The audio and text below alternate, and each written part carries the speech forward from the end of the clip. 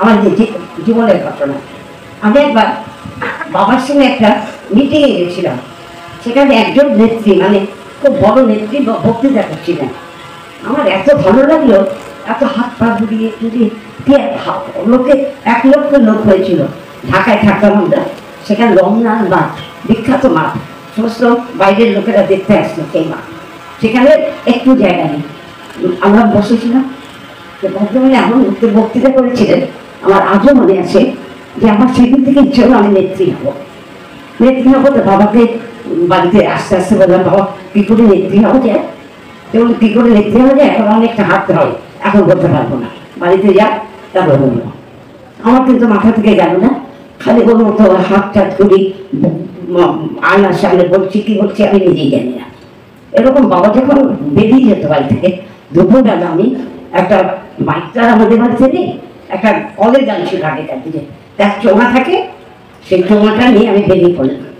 ও যা যা বলেছিল আমি তাই বললাম, আপনারা চিন্তা করবেন না, আমি এসে গেছি, আমি দলে যোগদান করেছি, আপনাদের আমি দেখবো, এই করবো বলে চিৎকার করে বলতে লাগলাম। ঠিক 3 দিন বাদে আমি দেখলাম যে আমার বাবার ঘরে সমস্ত মহিলারা দাঁড়িয়ে আছে। তা আমি ভাবলাম যে নিশ্চয়ই আমার প্রশংসা করার জন্য এসছে। আমি গিয়ে দাঁড়ালাম, এরা আমার দিকে তাকিয়ে মাথা নিচু করে সবাই চলে গেল। বাবাকে বলল, কি ব্যাপার বাবা? বলে, তুমি এটা কি আরম্ভ করেছো? কি করেছিল? আমার কেন কি করেছি? ঠাস করে আমার গালে একটা থাপ্পড় মারলেন। এদের বললেন, তুমি সবাইকে খেতে পড়তে দেবে, সব বলছো জামা কাপড় কিচ্ছু আপনাদের অভাব রাখবো না, তুমি কে? তুমি খেতে দেবে, তুমি কাল খাও, তুমি তো আমি বাজার করি তবে তো তুমি খাও, তুমি কোথেকে খেতে দেবে? দেখো সাবিত্রী, তুমি এই সমস্ত ছাড়ো, আজকে ওরা নালিশ করতে এসেছিল, আমি ভাত যদি শুনি তুমি এরকম দুপুরবেলা বলে আমরা ঘুমোতে পারি না, কেন দুপুরবেলা এমন চিৎকার করে আমরা ঘুমোতে পারি না, এই তাদের নালিশ।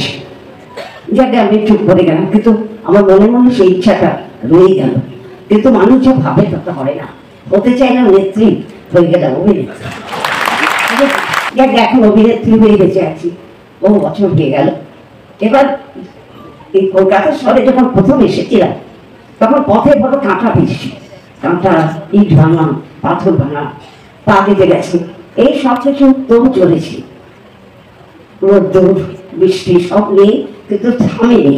আজ অব্দি চলতে চলতে এমন একটা মঞ্চে এসে পৌঁছেছি, যে মঞ্চটা ইট কাঠ মার্বেল পাথর দিয়ে তৈরি না, আপনাদের সকলের ভালোবাসা স্নেহ দিয়ে তৈরি এই মঞ্চ।